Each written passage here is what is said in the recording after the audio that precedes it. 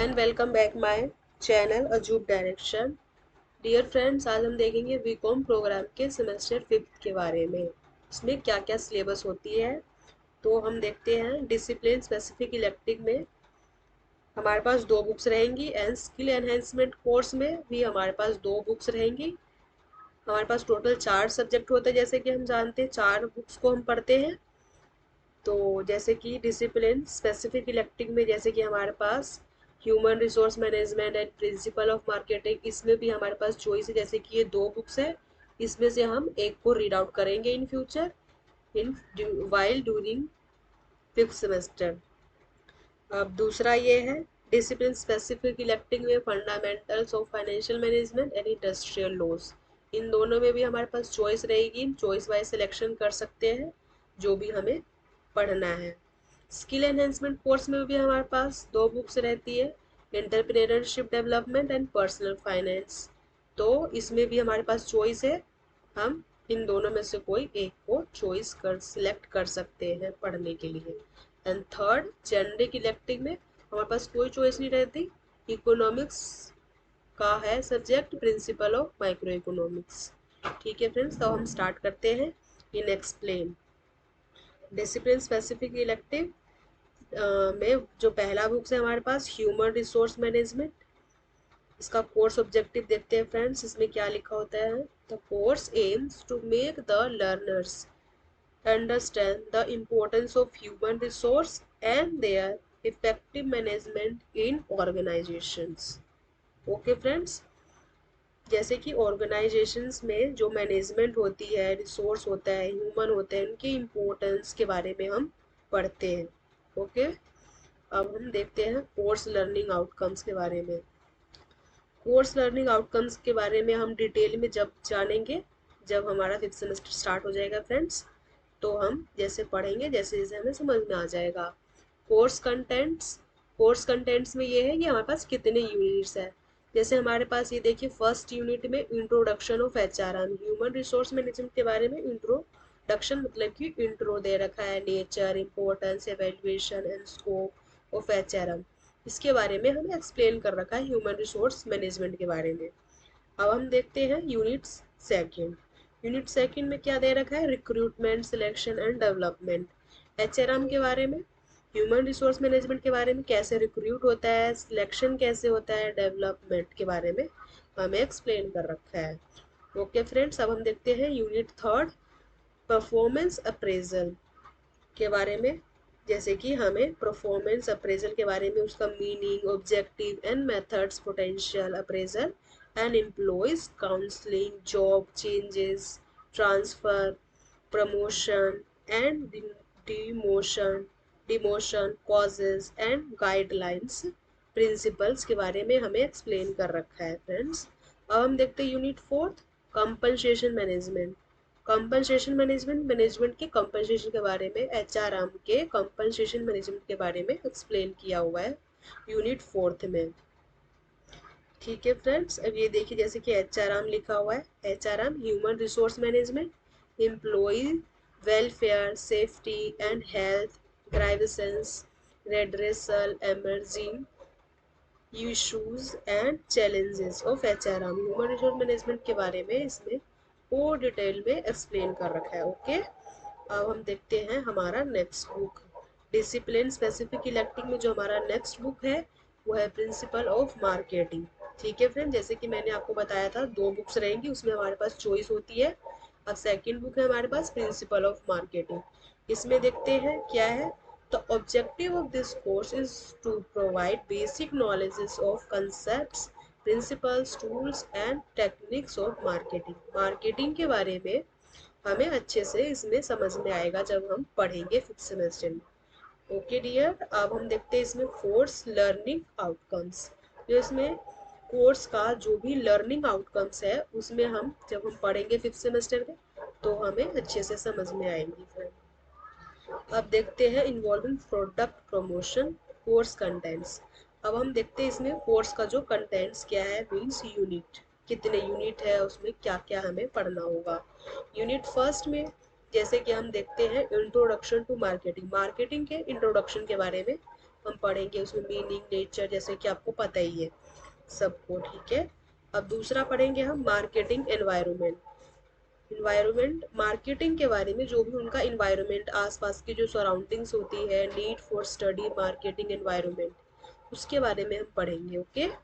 अब देखते हैं यूनिट सेकंड। यूनिट सेकंड में क्या है, कंज्यूमर बिहेवियर। जो भी कंज्यूमर का बिहेवियर होता है, हम जब बाहर सामान लेने जाते हैं तो हमारा क्या बिहेवियर होता है शॉपकीपर के, ठीक है। Need for studying consumer behaviour, तो हमें उसके बारे में पढ़ने की ज़रूरत है, ओके। उसके types, stages in consumer buying decisions, process, factors influencing consumer buying decisions के बारे में हम पढ़ेंगे। अब देखते हैं मार्केट सिलेक्शन। जब भी हम बाहर जाते हैं कुछ लेने के लिए मार्केट में, तो हमें ये सिलेक्ट करना होता है, हम ये सिलेक्ट करते हैं कि हमें कौन सी शॉप पे जाना है और हमें कैसे शॉप पे, शॉपकीपर का बिहेवियर कैसा हो, क्या हो, उसके अकॉर्डिंग हम सिलेक्ट करके उस शॉप पे जाते हैं सामान लेने के लिए। तो जैसे कि देखिए, मार्केट सिलेक्शन में क्या दे रखा है, market segmentation, concept, importance, levels and basis of something, some segments, consumer markets, market targeting, concepts and factors affecting the choice for market targeting, product positioning, concepts and basis, products differentiation, concepts and basis, ये सब हम पढ़ेंगे unit second में, okay. अब हम देखते हैं unit third, product decisions. Unit third में क्या पढ़ेंगे, प्रोडक्ट डिसीजंस। प्रोडक्ट, हम जो भी प्रोडक्ट बाई करेंगे उसका हम डिसीजन कैसे करते हैं, उसका concept, classification, level, product, product mix, dimensions, branding, concepts, function, types and qualities of goods, brand name, packaging and labelling, concepts and functions, product support services के बारे में हम पढ़ेंगे, ओके। अब देखते हैं इसी का दूसरा क्या है, न्यू प्रोडक्ट डेवलपमेंट। मार्केटिंग में और हम क्या पढ़ेंगे, न्यू प्रोडक्ट डेवलपमेंट। जो भी प्रोडक्ट, न्यू प्रोडक्ट जो आते हैं उसका डेवलपमेंट कैसे होता है, product life cycle, concepts and marketing strategies, new product level development processes रहता है। जब न्यू कोई प्रोडक्ट का आते हैं मार्केट में तो उसका डेवलपमेंट, जो प्रोडक्ट लाइफ साइकिल है उसका ये रहता है, ओके। अब हम देखेंगे यूनिट फोर्थ। यूनिट फोर्थ में क्या है, प्राइसिंग डिसीजंस। जो भी हम प्रोडक्ट लेते हैं उसका डिसीजन हम प्राइस के थ्रू लेते हैं, उसके decision, objectives, factors affecting the price of product, okay. आप देखते हैं डिस्ट्रीब्यूशन डिसीजंस। जो भी हम प्रोडक्ट लेते हैं उसका डिस्ट्रीब्यूशन कैसे होता है, उसका चैनल्स, डिस्ट्रीब्यूशन ऑफ चैनल्स हम पढ़ेंगे। Unit fourth, no unit fifth. Unit fifth में क्या है, प्रमोशन डिसीजंस। प्रमोशन डिसीजंस के बारे में एक्सप्लेन किया हुआ है। जो भी प्रमोशन डिसीजंस होता है, like communication process, nature and importance of promotions, promotion mix, इन सब के बारे में एक्सप्लेन किया हुआ है। अब ये है, इसमें और क्या होता है यूनिट फिफ्थ में, कंटेम्प्रेरी इशू इन मार्केटिंग। इसके बारे में एक्सप्लेन किया, relationship marketing, sustainable marketing, rural marketing, social marketing, digital marketing, ethical issues in marketing, contemporary issues in marketing. Marketing में हम ये भी सब पढ़ेंगे, उनके रिलेशन, मार्केटिंग का relationship, sustainable marketing, rural marketing, इन सब के बारे में भी हम फिफ्थ सेमेस्टर में पढ़ेंगे मार्केटिंग के बारे में। अब हम देखते हैं फ्रेंड्स आगे, डिसिप्लिन स्पेसिफिक इलेक्टिंग में, और दूसरा बुक क्या है, सेकंड बुक कौन सा है, fundamentals of financial management. Second book क्या है, fundamentals of financial management. Course objectives ये रहता है इसका, कोर्स लर्निंग आउटकम्स, जैसे कि हम आगे पढ़ेंगे तो हमें पता चलेगा। कोर्स कंटेंट्स, इसमें कितने यूनिट है, यूनिट फर्स्ट में इंट्रोडक्शन दे रखा होगा फंडामेंटल ऑफ फाइनेंशियल मैनेजमेंट का, यूनिट सेकंड में capital budgeting, fundamental of financial management के बारे में, कैपिटल बजटिंग के बारे में एक्सप्लेन किया होगा यूनिट सेकंड में। यूनिट थर्ड में cost, capital and financing decisions के बारे में एक्सप्लेन किया होगा। यूनिट फोर्थ में डिविडेंड डिसीजंस, डिविडेंड डिसीजंस, ठीक है फ्रेंड्स। डिविडेंड का मतलब आपको पता ही होगा, जैसे कि हम बीकॉम पढ़ते आ रहे हैं, उसका डिसीजन के बारे में यूनिट 4 में पढ़ते हैं हम, और उसमें एक्सप्लेन किया होगा। यूनिट 5 में वर्किंग कैपिटल डिसीजन के बारे में एक्सप्लेन किया होगा। इसमें देख लेते हैं प्रैक्टिकल।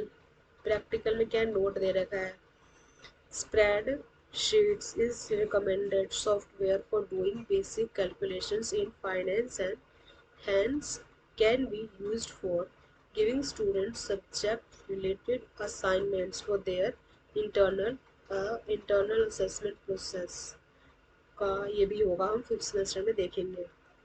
अब हम देखते हैं डिसिप्लिन स्पेसिफिक इलेक्टिव का एक और बुक्स, वो क्या है, इंडस्ट्रियल लॉ। सेकंड बुक क्या है डिसिप्लिन स्पेसिफिक इलेक्टिव का, इंडस्ट्रियल लॉ। कोर्स ऑब्जेक्टिव का ये रहता है, कोर्स ऑब्जेक्टिव जो भी हम ये कोर्स जो इंडस्ट्रियल लॉ पढ़ रहे हैं, इसका कोर्स ऑब्जेक्टिव क्या रहता है, ये रहता है to familiarize the students with the understanding and provisions of industrial related law।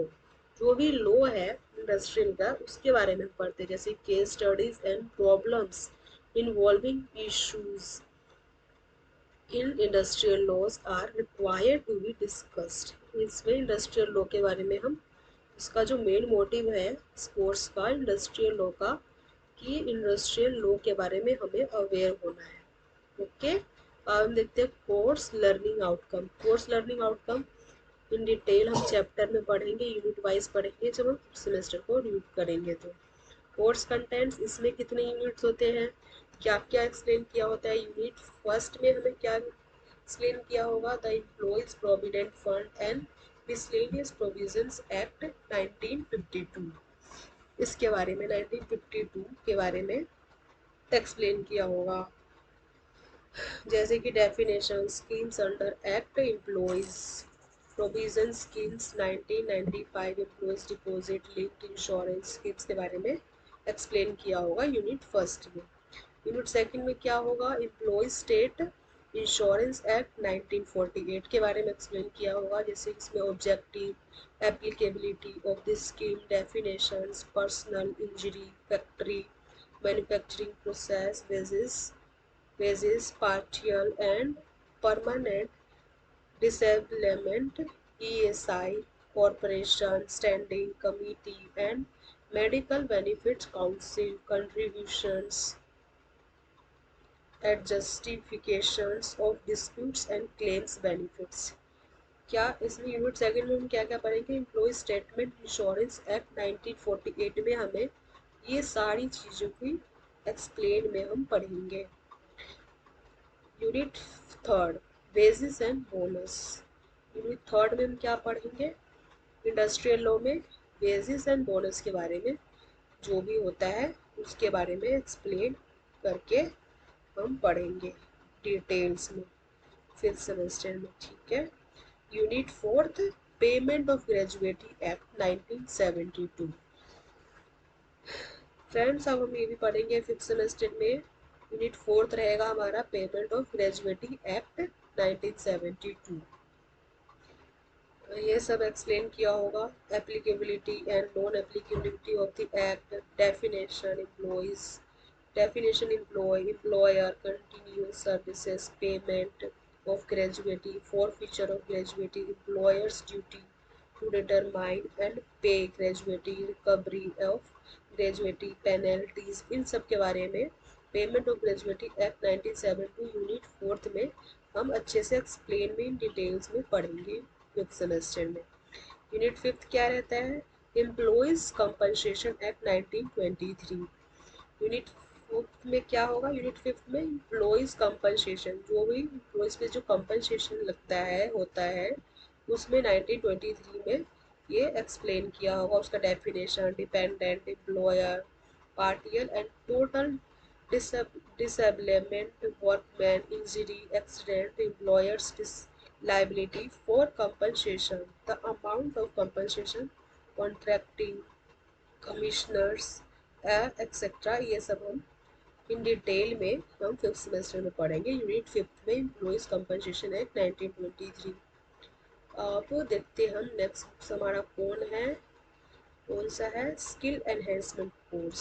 Skill enhancement course में क्या है हमारा? First book entrepreneurship development. उसका कोर्स ऑब्जेक्टिव क्या होता है? जो भी हम ये जो बुक्स है इसका ऑब्जेक्टिव क्या है? तो ऑब्जेक्टिव है, this paper aims to make students aware of the concepts and need and relevance of entrepreneurship in contemporary Indian society and further create a desire among the students towards entrepreneurship or orientations and see it as an alternative career options. जो entrepreneurship development है इसका objectives क्या है? जैसे हम पढ़ेंगे, हम student as a student aware, इसके बारे में हमें अवेयर होना, उनसे कंसेप्ट, इसकी ज़रूरत, जो नीड है, रिलेवेंस एंटरप्रेन्योरशिप के बारे में हम अच्छे से डिटेल में पढ़ेंगे। इसका मेन ऑब्जेक्टिव ये होता है जो सारे लिखे हुए हैं। कोर्स लर्निंग आउटकम्स जब हम पढ़ेंगे तब हम देखेंगे डिटेल में क्या क्या होता है। अब हम देखते हैं कोर्स कंटेंट्स। यूनिट फर्स्ट में एंटरप्रेन्योरशिप डेवलपमेंट के बारे में इंट्रोडक्शन दे रखा है। Okay, entrepreneurship development course content में यूनिट फर्स्ट में क्या है? इंट्रोडक्शन होगा। एंटरप्रेन्योरशिप डेवलपमेंट के बारे में introduction, concept, functions, need and it's relevance in Indian society. Indian society में जो है एंटरप्रेन्योरशिप डेवलपमेंट की नीड क्या है इंडियन सोसाइटी में, उसके बारे में हम डिटेल में पढ़ेंगे। प्रोज एंड कॉन्स के बारे में, एंटरप्रेन्योरशिप के बारे में प्रोज एंड कॉन्स के बारे में हम पढ़ेंगे। ओके, अब देखते हैं हम सेकंड यूनिट। यूनिट सेकंड में क्या है? Individual and entrepreneurship.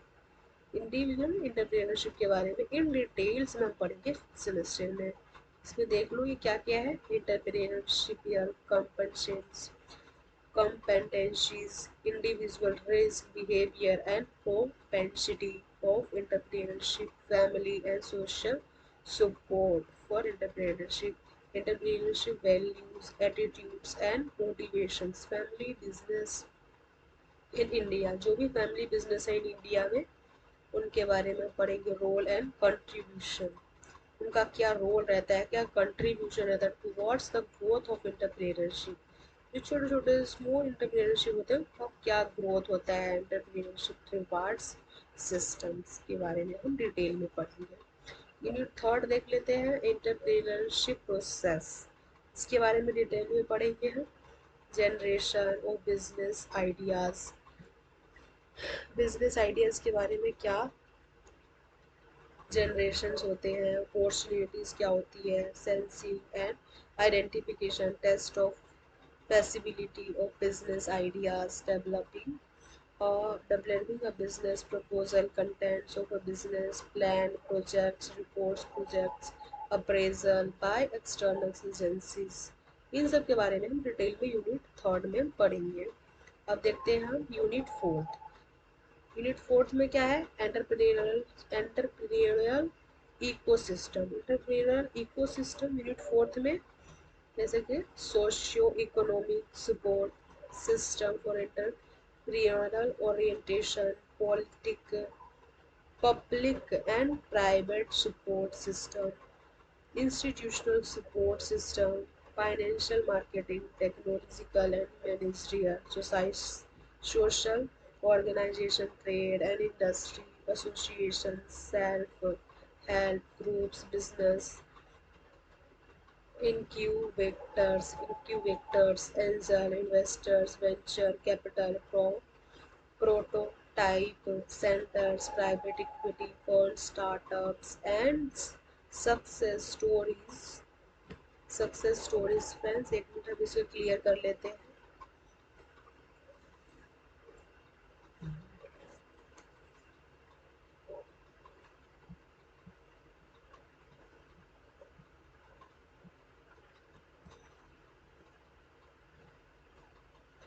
अब हम देखते हैं यूनिट फिफ्थ में क्या होता है? Managerial aspects of business. इसके बारे में हम डिटेल्स में पढ़ेंगे फिफ्थ सेमेस्टर में, यूनिट फिफ्थ में। ये अब देखते हैं हम सेकंड नेक्स्ट बुक हमारा क्या रहता है। स्किल एनहेंसमेंट कोर्स में हमारा सेकंड बुक कौन सा है? Personal finance. पर्सनल फाइनेंस के बारे में ये हमारा second book personal finance personal finance, इसका कोर्स ऑब्जेक्टिव ये रहता है। अब हम देखते हैं course learning outcomes. Course learning outcome जो हम फिफ्थ सेमेस्टर में पढ़ेंगे फ्रेंड्स, तब हमें अच्छे से पता होगा।